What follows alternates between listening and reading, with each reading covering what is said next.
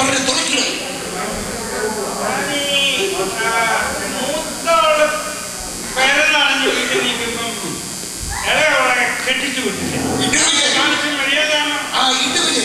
മൂത്തവളെ പെര നിറഞ്ഞാ നിന്നത്, പക്ഷെ ഇളയവളെ വയറ് നിറച്ചാ നിർത്തിയത്. അതുകൊണ്ട് അവളെ കെട്ടിച്ചു വിട്ടു. അപ്പം ഞാനാ കുഴപ്പക്കാരൻ. അത് ഞാൻ പറഞ്ഞില്ല. എന്റെ അഭിപ്രായം ഒന്നും മാനിക്കുന്നൊന്നുമില്ല.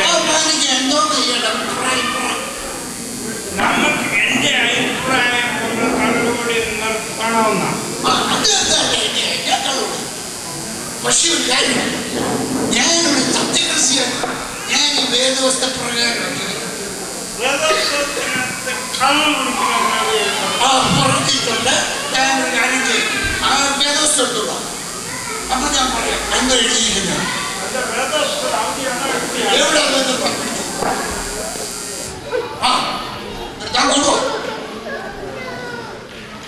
ആവർത്തന പുസ്തകം 14-ാം അധ്യായം 26-ാം വാക്യം. 14-ാം അധ്യായം 26-ാം വാക്യം.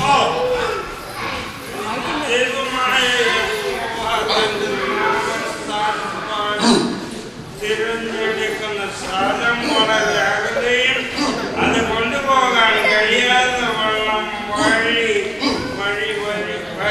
ദൂരവുമായി അത് വിറ്റ് പണമാക്കി പണം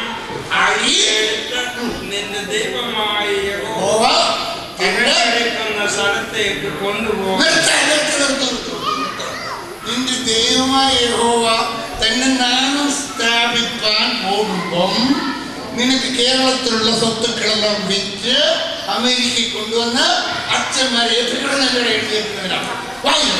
അതെ, നിന്റെ ഇഷ്ടം പോലെ മാടോ ആടോ വീഞ്ഞോ മദ്യമോ നീ ആഗ്രഹിക്കുന്ന ഏതിനെയും ആ പണം കൊടുത്ത് വാങ്ങി നിന്റെ ദൈവമായ യഹോവയുടെ സന്നിധിയിൽ വെച്ച് യഹോവയുടെ സന്നിധിയിൽ വെച്ചെന്ന് പറയുന്നവർ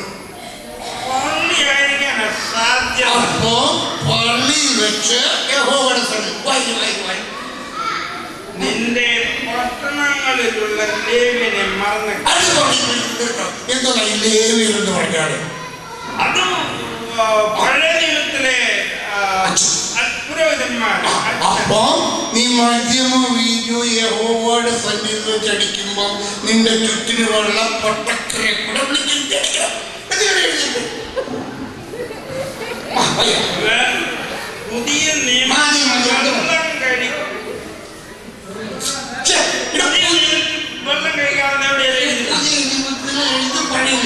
പുതിയ നിയമത്തിൽ എഴുതി വെച്ചിട്ടുണ്ട്. അപ്പോസ്തലനായ പൗലോസ് തീമോഥെയോസിന് എഴുതിയ ലേഖനം 1 ലേഖനം 5 അധ്യായം 5-ാമത്തെ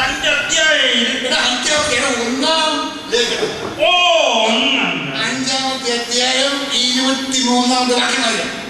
മേലാൽ വെള്ളം മാത്രം കഴിക്കാതെ നിന്റെ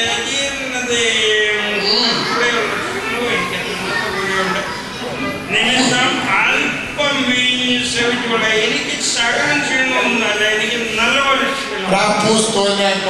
തീമോഥെയോസ് ക്ഷീണം വന്നപ്പം വെള്ളം മാത്രം കുടിക്കരുത്, അല്പം വീഞ്ഞും കൂടെ കുടിക്കാന്ന് പറഞ്ഞു. നീ എന്തിനാ മുഴുവൻ? എനിക്ക് ഭയങ്കര ക്ഷീണാണ്.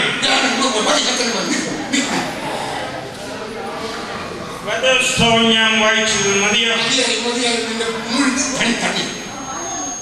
ഞാൻ വന്നത് നമ്മുടെ പെണ്ണെ കാണാൻ ഒരു ചെറുക്കനുണ്ടെന്ന് ഞാൻ പറഞ്ഞു. അതെ, അവൻ വരും. അവൻ വരുമ്പം നീ ഇങ്ങനെ കണ്ടടിച്ച് ഡീസന്റ് ആയിട്ട് നിൽക്കണം. മാറ്റി വെച്ച് അപ്പൊ ഡീസന്റ് ആയിട്ട് നിങ്ങളെ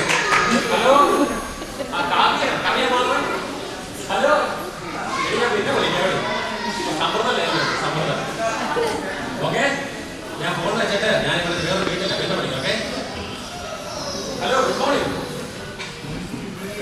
good morning. Good morning. Good morning. അപ്പൊ അപ്പൊ മോന്റെ പേര്? എന്റെ പേര് ആൻഡ്രോയിഡ്. അയ്യോ, ആൻഡ്രോയിഡ്. അത് പറഞ്ഞാൽ അതിന്റെ അർത്ഥം അന്ത്രയോസ് എന്ന. ഇവന് ഒരു കുഴപ്പമുണ്ട്. ഇവൻ മോബിൾ കമ്പനിയിലാണ് ജോലി ചെയ്യുന്നത്. അത് കാരണം ഈ മോബിൾ ലാംഗ്വേജ് മാത്രമേ പറയുള്ളൂ. അതുകൊണ്ടാണ് അന്ത്രയോസ് ആൻഡ്രോയിഡ് ആയത്.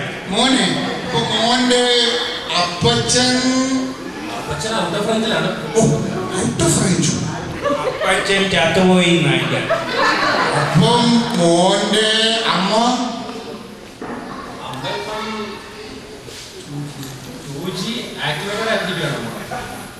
അമ്മ ജീവിച്ചിരിപ്പുണ്ട്. 2 മാസം പ്രഗ്നന്റ് ആണ്. അപ്പം മോന് നിങ്ങൾ സഹോദരങ്ങൾ എത്ര പേരാ? ഒരു വൻഷിയുണ്ട്. ദുബൈയിലാണ്. പേര് എയർടെൽ. ദുബൈയിലാ പേര് എയർടെൽ.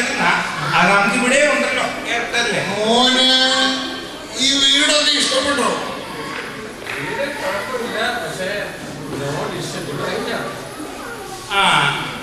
വീട് തിരക്കടില്ല, വിസ്താരമൊക്കെ ഉണ്ട്. പക്ഷേ ഇവിടെ ചൂടാണ്, വെന്റിലേറ്റർ ഇല്ല. മോന്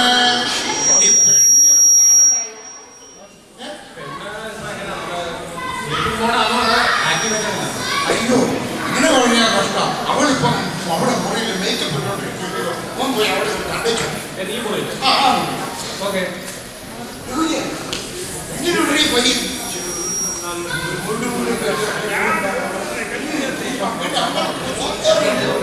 നമ്മുടെ പെണ്ണിന് പാർട്ടി ചെറുക്കൻ ഇല്ലയോ? നല്ലപോലെ കണക്ഷനും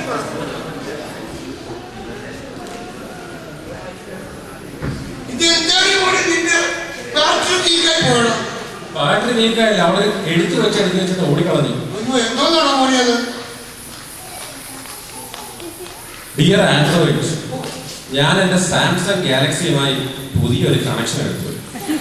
ഈ വീട്ടിൽ റേഞ്ച് ഇല്ലാത്തതുകൊണ്ട് ഞാൻ ടവർ എടുത്തു.